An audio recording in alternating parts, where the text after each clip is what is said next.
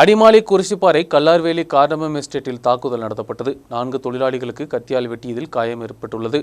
மேனேஜ்மெண்ட்டுக்கும் தொழிலாளிகளுக்கும் இடையே உள்ள பிரச்சனைதான் தாக்குதலுக்கு காரணம்.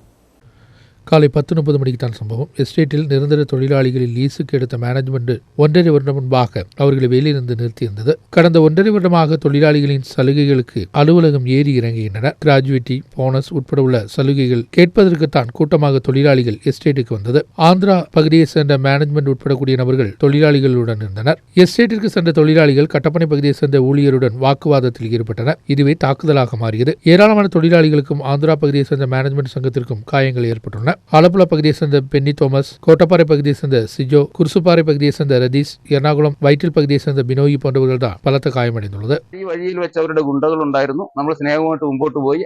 അവിടെ ചെന്നപ്പോഴും അവർ പറഞ്ഞു നിങ്ങൾ തിരിച്ചു പോകും അല്ലെ ഒരെണ്ണം ഒരു കാലയിലും 2 കാലയിൽ പോകില്ല.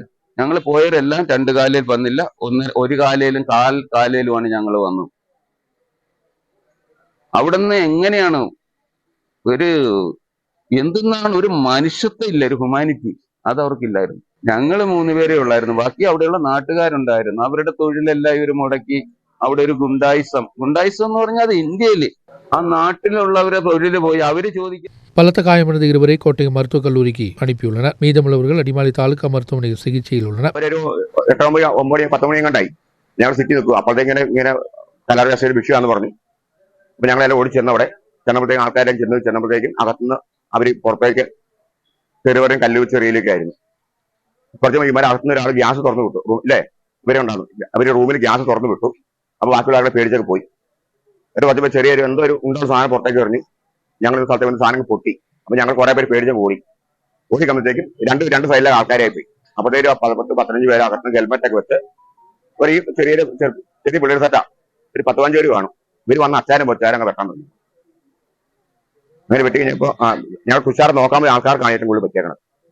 പിന്നെ ഒരാൾ മാനേജറുണ്ട്, പുള്ളിനെ ഇപ്പോൾ താഴത്തേക്ക് കൊണ്ടുപോയിട്ടുണ്ട്. பிரச்சனை ஏற்பட்ட நேரத்தில் காவல்துறையும் சம்பவ இடத்தில் இருந்துள்ளது. பின்பு அடிமாலி காவல்துறையினர் வந்து 2 பேரை கைது செய்துள்ளது. வயிற்றில் பகுதியை சேர்ந்த ஷவுகாத், கட்டப்பனை பகுதியை சேர்ந்த சுரேஷ் போன்றவர்கள் தான் காவல்துறை கஸ்டடியில் எடுத்துள்ளது. கடந்த 1.5 வருடமாக 60க்கும் மேற்பட்ட தொழிலாளிகள் வேலையில்லாத நிலையில்தான் உள்ளது. ஆந்திரா பகுதியை சேர்ந்த எஸ்டேட் உரிமையாளரும் எஸ்டேட்டை லீஸில் எடுத்த கட்டப்பனை பகுதியை சேர்ந்த நபருக்கிடையே வழக்கும் நீதிமன்றத்தில் தொடர்ந்து கொண்டிருக்கிறது. நியூஸ் பீரோ அடிமாலி.